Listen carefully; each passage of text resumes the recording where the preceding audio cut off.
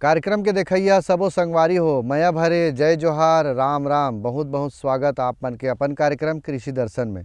संगवारी हो, गुड़तुर गुड़तुर जाड़ करत है और ये दे अंगरा रोटी और चीला फरा के खाए के मजा अलगे है। हमार छत्तीसगढ़ के धान के कटोरे धान ज़्यादा होते और धान के बाद चाउर, चाउर के बाद अलग अलग पकवान पिसाए के बाद नवा चाउर के ये हमारे छत्तीसगढ़ में खाथन संगवारी हो। और यही है आजकल गजब अकन छत्तीसगढ़ में दुकान तक को खुल गए है, वहाँ से भी आदमी मन चीला फरा और सब रोटी पकवान खावत है। संगवारी हो, जब जड़काला आते वही समय धान के बाद यदि आप मन फसल लेना चाहत हो तो गोभी वर्गी फसल के भी बड़ा मज़ा है। और गोभी वर्गी फसल के बात करन तक का है, फूल गोभी, गांठ गोभी, नवल गोल है और पत्ता गोभी। तो ये तीनों साग के बड़ा मजा थे छत्तीसगढ़ में हमार शीतकालीन के मौसम में। और संग में बटरा हो गया तो पकवान के तो वो अलग बातें संगवारी हो। तो गोभी वर्गी साग के जो मांग रही थे शीतकालीन में, ओकर पहली आप मन खेती कर सकत हो। और शीतकालीन गोभी वर्गी सब्जियों की खेती कैसे करे जा सकत है, ये संबंध में आज हमन विषय राखे हैं हमारे कार्यक्रम में। ये विषय में बात करबो बाद में, पहली आप मन ला देखावत हन एक खास बात, ओला पहली देखो फिर चर्चा ला शुरू करबो।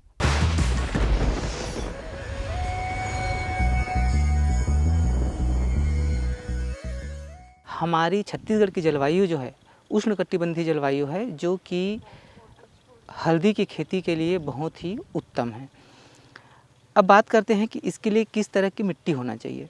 हल्दी की खेती के लिए बलुअर दोमट मिट्टी जिसमें जल निकास की उचित व्यवस्था हो, वो मिट्टी सबसे उपयुक्त होता है। वैसे तो हम सभी प्रकार के मिट्टी में इसकी खेती कर सकते हैं, बशर्ते उसमें जल निकास की उचित व्यवस्था होनी चाहिए। अब बात करते हैं कि हमें हल्दी की खेती करने के लिए हमारे खेत को कैसे तैयार करें। तो खेत की तैयारी के लिए सबसे पहले तो जो खेत की तैयारी है वो निर्भर करता है कि हमारी मिट्टी किस प्रकार की है।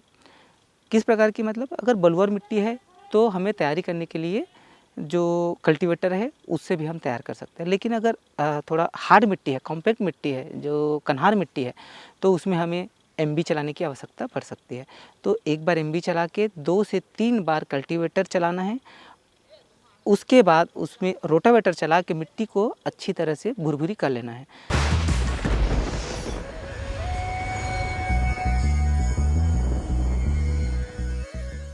संगवारी हो, राजनांदगांव कृषि विज्ञान केंद्र गांव सुरगी, यहाँ हमन आए हैं और जे खेत में बैठे हैं ये गांव सुरगी है। यहाँ के विषय वस्तु विशेषज्ञ है डॉक्टर गुंजन झा, प्रमुख वैज्ञानिक है और कृषि विज्ञान केंद्र के प्रमुख समन्वयक तको हरे।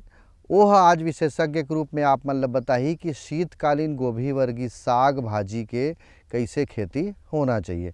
सवाल सबसे पहले आप मन डहार ले कि छत्तीसगढ़ के जलवायु के हिसाब से गोभी वर्गी साग भाजी के कतेक संभावना है, का करे जा सकत है तीनों भाग में, और कैसे करना चाहिए, कैसे कर जमीन होना चाहिए, जमीन के तैयारी हम कैसे करबो, सब बात ला बताही। आओ देखथन। ठंड का जो समय है उसमें इस गोभी वर्गी सब्जियों को राजा कहा जाता है और सबसे ज़्यादा इसका उत्पादन भी हमारे क्षेत्र में लिया जाता है, क्योंकि इसके लिए अनुकूल जो मौसम होता है वो आपका ठंड युक्त मौसम होना चाहिए, आर्द्रता होना चाहिए, तो इसके लिए बहुत ही अनुकूल होता है। तो इसीलिए ठंड के मौसम में गोभी वर्गी सब्जियों का बहुत ही महत्व है।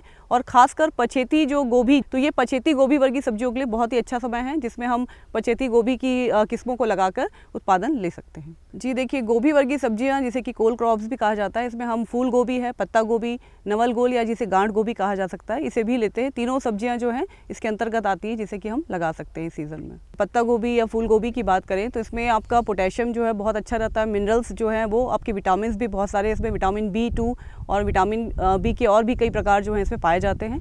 तो ये सेहत के लिए तो अपने आप में बहुत ही अच्छी होती है और इससे बहुत ही स्वादिष्ट आप कई प्रकार के व्यंजन भी बना सकते हैं। तो इसलिए ये बहुत ही किसानों के बीच में या फिर हमारे सभी घरों में जो है बहुत ही पसंद की जाती है। ये शरदकालीन सब्जियों में फूल गोभी, पत्ता गोभी, गांठ गोभी आदि का प्रमुख स्थान है। देश के विभिन्न राज्यों जैसे उत्तर प्रदेश, हिमाचल प्रदेश, पंजाब, हरियाणा, राजस्थान, बिहार व मध्य प्रदेश, छत्तीसगढ़ में प्रमुखता से उगाया जाता है। शीत ऋतु वाली गोभी की रोपाई शीतोष्ण से समशीतोष्ण वाली जलवायु में सफलतापूर्वक उगाया जाता है। गोभी को सफलतापूर्वक बलुई, दोमट से चिकनी दोमट मिट्टी जिसमें उचित जल निकास व मृदा का पीएच मान 6 से 7 होना चाहिए, जिसमें आसानी से उगाया जा सकता है। गोभी की बुआई के लिए बीज दर 500 से 600 ग्राम बीज प्रति हेक्टेयर की दर से तथा जल्दी बुआई के लिए 350 से 400 ग्राम मध्यम व देरी से बुआई के लिए उपयुक्त है। गोभी के बोने का समय सितंबर से अक्टूबर माह उपयुक्त होता है। इसके लिए 250 वर्ग मीटर नर्सरी की आवश्यकता होती है। गोभी की नर्सरी के लिए 15 से 20 सेंटीमीटर ऊंची उठी क्यारियां उपयुक्त होती है, जिनकी लंबाई 3 मीटर तथा चौड़ाई 1 मीटर होनी चाहिए। यदि भूमि का पहली बार नर्सरी के लिए प्रयोग किया जा रहा है तो इसके लिए 25 मिलीलीटर फॉर्मल्डिहाइड नामक रसायन को 1 लीटर पानी में मिलाकर घोल बनाएं तथा नर्सरी के लिए चुने गए स्थान पर छिड़काव कर देना चाहिए। लगभग 1 सप्ताह पश्चात पॉलीथीन चादर को हटाकर 3 से 4 बार जुताई व खुदाई कर खुला छोड़ दे। इसके पश्चात भूमि को अच्छी तरह भुरभुरा बनाएं तथा उपचार के लगभग 15 दिनों पश्चात बुआई के लिए तैयार करें। किसान भाई, जैसे कि आप यदि गोभी वर्गीय फसल लेने वाले हैं और उसके लिए आपको सबसे पहले ये होगा कि मृदा यदि आप सिलेक्शन कर रहे हैं तो उचित जल निकास जो किसी भी सब्जी वर्गीय के लिए बहुत ही आवश्यक होता है कि उचित जल निकास हो। और यदि आप जल निकास वाला एरिया ले रहे हैं अच्छा है, लेकिन उसका यदि आप मृदा का यदि परीक्षण करवा लेते हैं कि उसमें कितनी मात्रा में आपका NPK या माइक्रोन्यूट्रेंट उपलब्ध हैं, तो आपकी जो खाद की मात्रा आप डालने वाले हैं उसकी बचत हो सकती है। तो इस चीज़ का विशेष ध्यान रखें। यदि आप सब्जी लगाने वाले हैं या किसी भी क्षेत्र में सब्जी को लगा रहे हैं, उसका पहले मृदा परीक्षण करा लें ताकि आपको उचित मात्रा में खाद को देते संतुलन बनाते हुए दे सकें आप। और जैसे अभी बात चली मृदा की, किस प्रकार की मृदा चाहिए, तो गोभी वर्गीय सब्जियों के लिए आपका जो लोमी मिट्टी बोला जाता है, जिसे दोमट मिट्टी कहा जाता है, वो दोमट चिकनी मिट्टी में भी इसे आसानी से लगा सकते हैं। ये इसके लिए बहुत अच्छी मानी जाती है। और यदि पीएच मान की बात चले, अम्लता और क्षारीयता वाली उसकी बात चले, तो लगभग 5.5 से 6.5 जो पीएच होता है वो इसके लिए बेस्ट माना जाता है, सबसे अच्छा माना जाता है। यदि इस पीएच वाली आपकी मृदा है तो उसमें आप आसानी से गोभी वर्गीय सब्जी को लगा सकते हैं। आप उसको हल से जो है गहरी जुताई करके इसमें आप डिस्क हैरो भी चला सकते हैं ताकि मिट्टी आपकी पूरी बारीक हो जाए और अच्छी प्रकार से उसमें आप यदि ड्रिप लगाने वाले हैं या मल्चिंग बिछाने वाले हैं तो आसानी से बिछा सकें। तो इसीलिए आपको लगभग 3 से 4 बार इसमें आपका कल्टीवेटर चला के और डिस्क हैरो चला के आपको मृदा को तैयार करना होता है ताकि अच्छी तरह से मृदा तैयार हो। और फिर लास्ट में आपको पाटा चला के उसे समतल करना होता है। तो ये आपकी मृदा की तैयारी होती है जिसको कि, और मृदा की तैयारी करते समय एक चीज़ का विशेष ध्यान रखें कि जो आपकी मृदा में खाद मिलाना होता है आपका, चाहे वो गोबर की खाद हो, FIM जिसे कहा जाता है, फार्म यार्ड मैन्योर, वो आपकी जब तैयारी कर रहे हैं उसी समय आपको मिलाना होता है।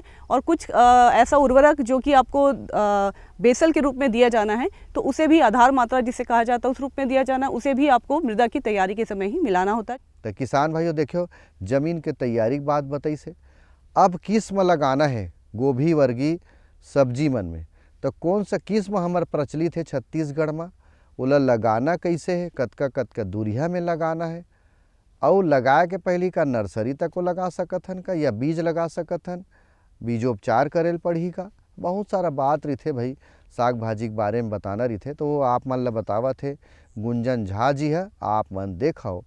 देखिए किसान भाई, जैसा बीज की बात चल रही है और वैरायटी किस्म की बात चल रही है, तो यदि हम गोभी लगाने वाले हैं तो गोभी के लिए यदि हम लेट में तैयारी कर रहे हैं, लेट की हमको फसल चाहिए, तो लेट उसमें आपको यदि लगाना है तो आपकी पूसा स्नोबॉल की जो सीरीज़ है आपका पूसा स्नोबॉल 1, 2 एंड 16, ये वैरायटी बहुत अच्छी मानी जाती है, जो हमारे ICAR इंस्टीट्यूट से निकली हुई वैरायटी है, तो इसको आप लगा सकते हैं। और यदि पत्ता गोभी लगा रहे हैं तो आपका लेट ड्रम हेड करके जो वैरायटी होती है उसे आप लगा सकते हैं, ये बहुत अच्छी किस्म होती है लगाने के लिए। और उसके अलावा अब बात चल रही है बीज, तो बीज इसका लगभग 400 से 500 ग्राम जो बीज होता है वो लेट फसल के लिए पर्याप्त माना जाता है। आधा किलो बीज पर हेक्टेयर की दर से आप इसका उपयोग करते हैं। और बीज किसी भी प्रकार की सब्जियों का बीज यदि आपको बाहर से ले रहे हैं, यदि वो कहा जा रहा है कि उपचारित है, लेकिन फिर भी यदि किसान भाई उसे उपचार करके लगाते हैं तो उसका रिजल्ट बहुत ही अच्छा आता है। तो इसको अब उपचार करने की बात हो रही है कि उपचार कैसे किया जाए, तो उपचार के लिए लगभग आपका 2 से 2.5 ग्राम प्रति किलो बीज की दर से आपको इसमें थायराम, कैप्टॉन या जो कॉपर ऑक्सीक्लोराइड टाइप की जो कॉपर से युक्त जो दवाएं होती हैं उसका आप उपयोग बीज उपचार के लिए कर सकते हैं। तो 2 से 2.5 ग्राम प्रति किलो बीज, इसकी बहुत ही कम मात्रा लगती है। और जैसा मैंने बताया आधा किलो बीज है तो इसमें फंजीसाइड की जो मात्रा है वो भी फफूंदनाशक की बहुत ही कम लगती है। और इसको आप उपचारित कर लें। और लगाते समय यदि आप इसकी नर्सरी डाल रहे हैं तो एक विशेष बात का ये ध्यान रखें कि बीज को, जितना बीज है उसका लगभग 3 गुना आपको रेत की मात्रा मिलाना है, क्योंकि इसके बीज बहुत बारीक होते हैं। और बारीक होने के कारण यदि आप इसको डालना प्रारंभ करते हैं नर्सरी अवस्था में, नर्सरी बेड में, तो वो बीज एक साथ बहुत सारी एक जगह पे गिर जाते हैं, जिससे कि आगे आपको पाद गलन की जो समस्या होती है वो भी दिखाई दे सकती है। तो इसलिए विशेष ध्यान रखें कि गोभी के बीज या पत्ता गोभी या नवल गोल के बीज के साथ 3 भाग जो है रेत को मिला लें और उसके पश्चात उसकी सोइंग करें। किसान भाइयों, ये तो रही शीतकालीन गोभी वर्गीय साग के उन्नत खेती कैसे होना चाहिए, चर्चा भी जारी है। बेरा हो गए संगवारी हो, एक ठन विराम लेके मैं लेथम विराम। आप मन देखो कुछ खास बात।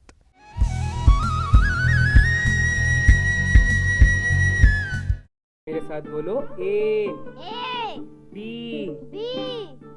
अरे नादान, बच्चे को एबीसी सिखा रहा है।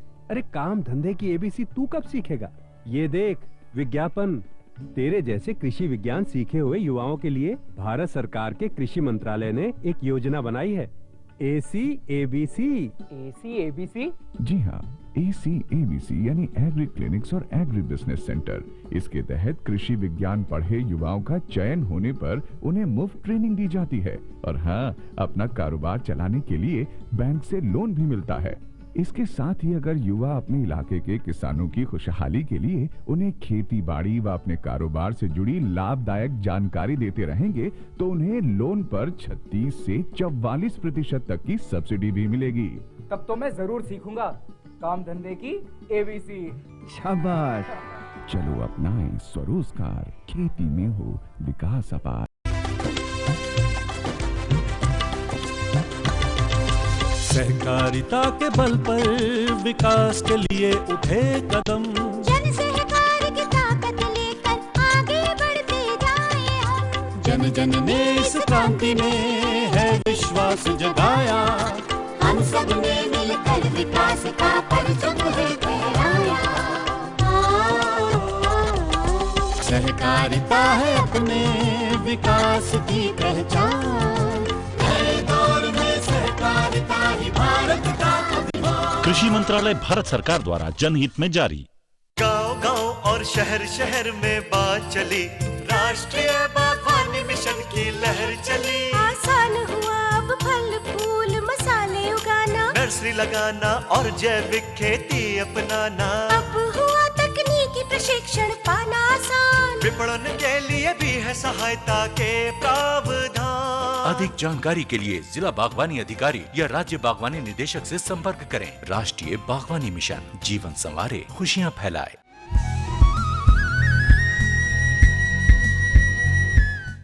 किसान भाइयों, ये तो रही लगाए के तरीका और किस्म अलग अलग प्रकार।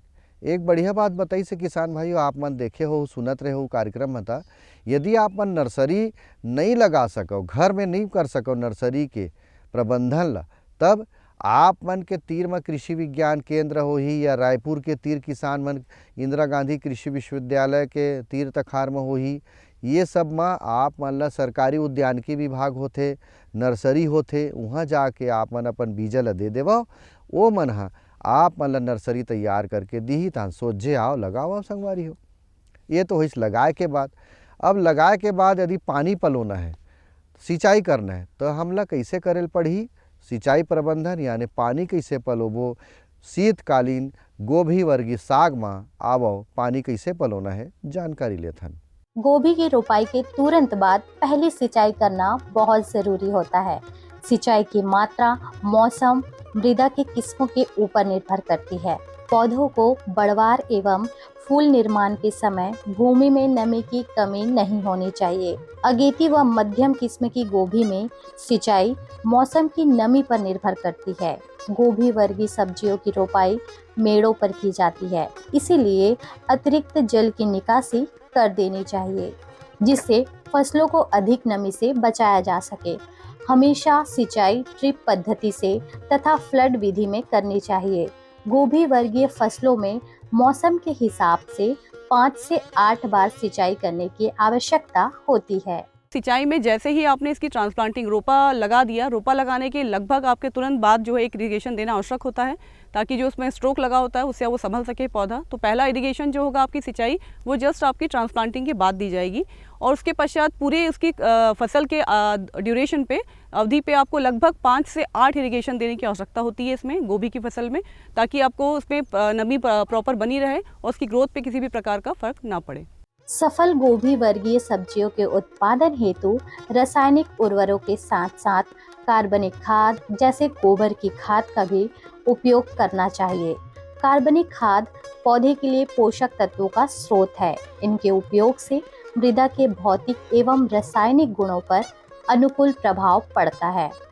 इन खादों में पौधों के पोषण के लिए सभी तत्व उपस्थित होते हैं, इसीलिए इनका पादप वृद्धि पर सीधा प्रभाव पड़ता है।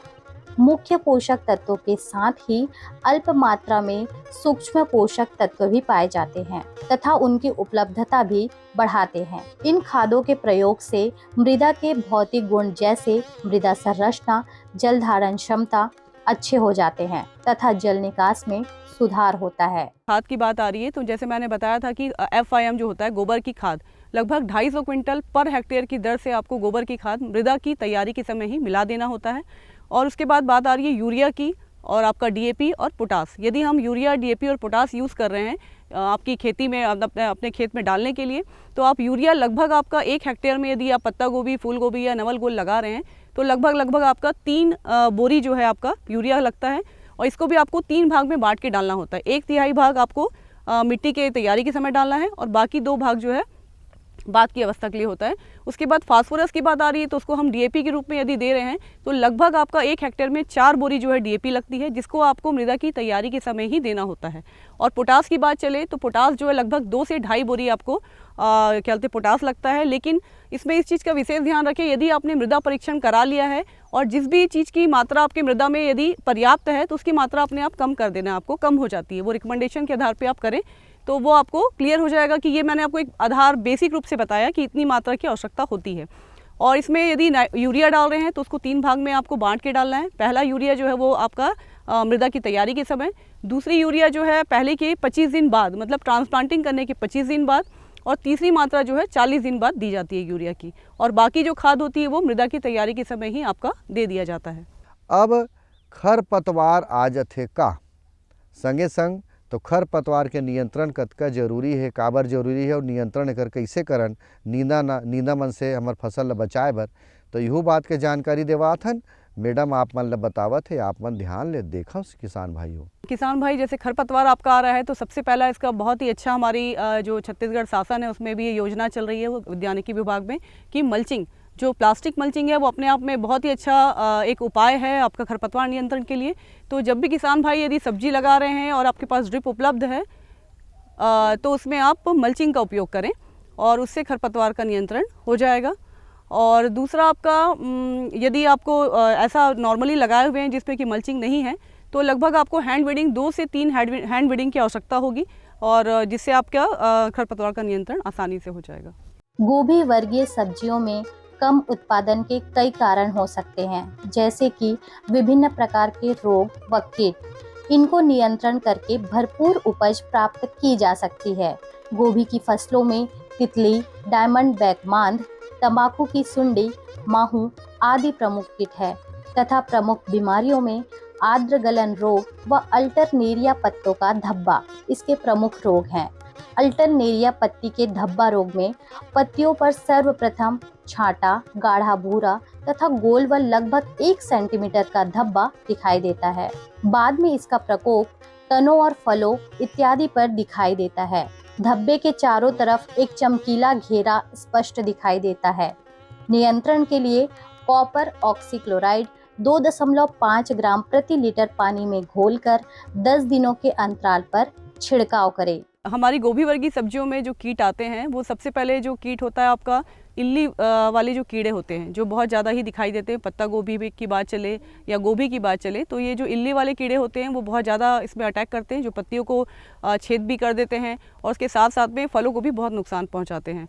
तो इसकी उपचार के लिए यदि आपको इसका कंट्रोल करना है तो इसके लिए सबसे पहले तो यदि आप जैविक रूप में यदि करना चाह रहे हैं तो हमारा जो खेत है उसमें हमारा लगभग 1 एकड़ में 10 से 12 स्टैकिंग बोला जाता है, मतलब आपकी फसल के ऊपर डंडे को गाड़ दिया जाता है अलग अलग जगह पे 1 एकड़ में लगभग 10 से 12, ताकि वहाँ पे पक्षियाँ बैठें और उस कीड़ों को वो खा लेती हैं ताकि उसका कंट्रोल हो सके। और यदि केमिकल की ओर जाना चाहें हम तो उसमें आपका सबसे अच्छा अभी चल रहा है फेनवेलरेट होता है, जिसको कि आप उपयोग कर सकते हैं, या फिर कार्बेरिल का आपका 50% का जो चूर्ण आता है उसका 2 किलोग्राम प्रति हेक्टेयर की दर से आपको उपयोग करना होता है। और इसका सॉल्यूशन को आप स्प्रे बना लीजिए और उसका स्प्रे करें, तो इस प्रकार के जितने भी इल्ली वाले कीड़े होते हैं उसका आप कंट्रोल कर सकते हैं। और दूसरा इसमें आता है जो माहू बोला जाता है। यदि आप पौधे को हल्का सा भी हिलाते हैं और उसमें से कीड़े उड़ने लगते हैं, इसका मतलब है कि आपके खेत में, आपकी गोभी में माहू का अटैक हो चुका है। तो ये आपका रस, पत्तियों के रस को चूसने वाला कीड़ा होता है जो पूरे ही पौधों की रस को चूसता है और उसको सुखा देता है। तो इस प्रकार की कीड़ा यदि आपका आ रहा है तो उसका यदि आपको कंट्रोल करना है तो उस कंट्रोल करने के लिए आपको जो आपकी सिस्टमिक दवा होती है उसका उपयोग करना होता है। तो उसमें यदि आप करना चाह रहे हैं उपयोग तो फिप्रोनिल करके एक दवा होती है, फिप्रोनिल का उपयोग कर सकते हैं आप। लगभग उसका 1 से आधा से 1 ml प्रति लीटर आपका पानी में घोल बना के उसका स्प्रे करना होता है, तो इससे आप इसका नियंत्रण कर सकते हैं। और दूसरा आपका एक इंसेक्ट है आपका हीरक कीट बोला जाता है, इसे डायमंड बैक मॉथ कहा जाता है क्योंकि डायमंड के आकार का इसका शेप होता है। और ये छोटी सी इल्ली के समान कीड़ा होता है जो हरे रंग का, जिसका पीछे का पोर्शन जो होता है ब्राउन होता है। बहुत छोटी छोटी इल्लियाँ होती हैं जो खासकर गोभी वर्गीय सब्जियों में दिखाई देती है, आपकी फूल गोभी में। तो ये जब आता है तो इसके लिए आपको डाइपेल 8L, ये किसकी स्पेसिफिक दवा है, डाइपेल 8L, इसका आप उपयोग करें और इसका लगभग 1 लीटर आपका प्रति हेक्टेयर की दर से इसका उपयोग किया जाता है, तो जिससे आप इस प्रकार की बीमारी आपके कीट से बच सकते हैं आप। तो किसान भाइयों, ये तो रही समर आज साग भाजी के गोड़ बात किसान और विशेषज्ञ से चर्चा करें। अब बेरा हो गए किसान भाइयों एक ठन मनोरंजन के गीत संगीत सुने जाए, देखे जाए भाई। अब आप मन लो परसत हम बढ़िया रकम लिए गीत आप मन देखो।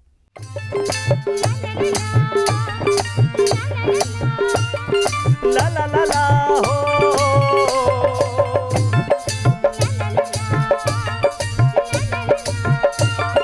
ला ला ला ला हो,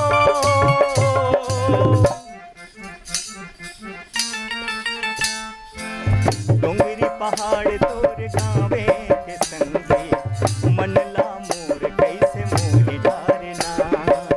डोंगरी पहाड़ तोर गावे के संगे मनला मोर कैसे मोहि डारना।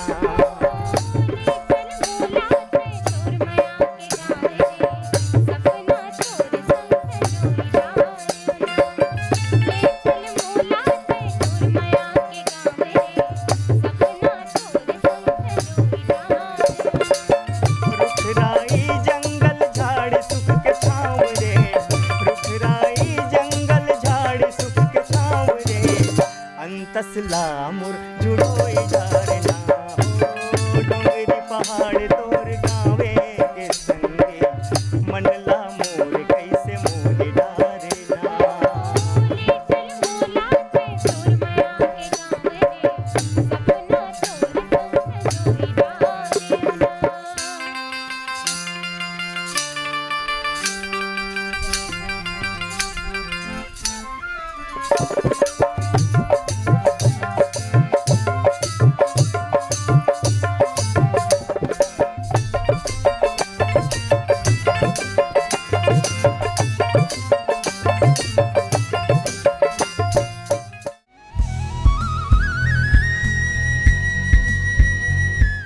अब मोर जाए के बेरा हो गए। दूरदर्शन के कार्यक्रम से आप मन जुड़े रहो। अवैया दरी कृषि दर्शन कार्यक्रम में मैं आप मन संग गोड़ बात करे बर फिर आहूँ। तब तक जय जोहार।